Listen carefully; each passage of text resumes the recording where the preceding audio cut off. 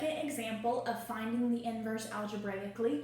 We have the function f of x equals 5 times the cube root of negative 6x plus 7. So just like the last example, we're going to work through each of these 4 steps to find the inverse of this function.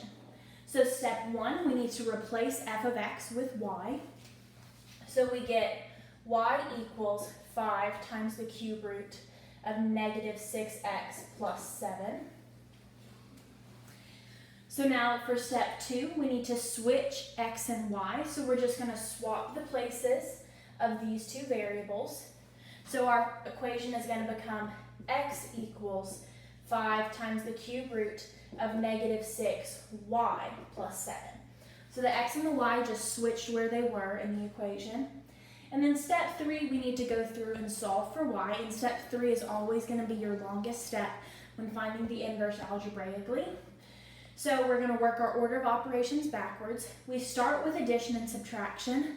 So we have some addition. We've got this plus 7 that we're going to want to get rid of. But notice that that plus 7 is inside of this cube root.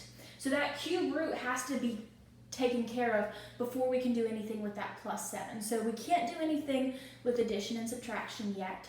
So then we move on to multiplication and division. And we do have multiplication happening in this problem. We have 5 times this cube root, and we also have negative 6 times y. So we've got 2 different spots where multiplication is happening.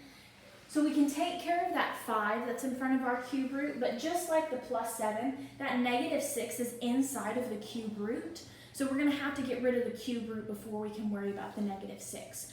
So the only multiplication that we can take care of right now is this 5 that's in front of our cube root. So to get rid of this 5, the opposite of multiplying by 5 is to divide both sides by 5.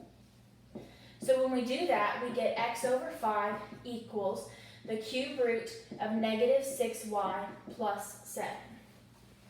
So we did multiplication. After that comes exponents. And if you think back and you remember what we talked about before, a cube root or any type of root is really just a different type of exponent. It may not look like one, but a root is an exponent. So when we get to exponents, this is when we want to get rid of this cube root. Since our index on that root is a 3, it's a cube root. To get rid of that cube root, we need to cube both sides, or do a power of 3 on both sides. So when we do that, on the right side, our cube root and our cube are opposites of each other. So they would cancel and leave us with just negative 6y plus 7. And over here on the left side, when we have x over 5 cubed, that cube is going to distribute to the numerator and the denominator that's in parentheses. So we would have x cubed over 5 cubed, which is 125. So right now we're at x cubed over 125 equals negative 6y plus 7. So now to finish solving for y, we go back to the beginning with our order of operations and start from the bottom again. So we start with that addition and subtraction. So we've got this plus 7 to get rid of. So the opposite of plus 7 is to subtract 7 from both sides. So that gives us x cubed over 125 minus 7 equals negative 6y. And when I do that minus 7 on the left side, I just leave it hanging out next to my fraction. I don't have to worry about trying to include it in that fraction. And then the last thing we have to do to solve for y is take care of this negative 6 that's out in front. The opposite of multiplying by negative 6 is going to be to divide both sides by negative 6. And I'm running out of space here, so I'm going to bring this up a little bit.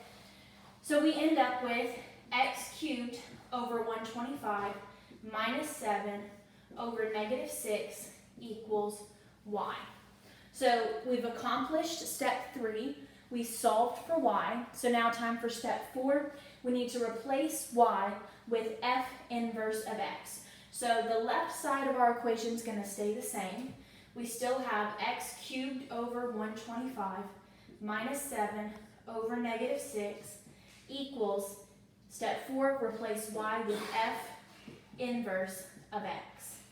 And so even though our fraction looks kind of crazy, there's a fraction inside of another fraction, this would be our final answer.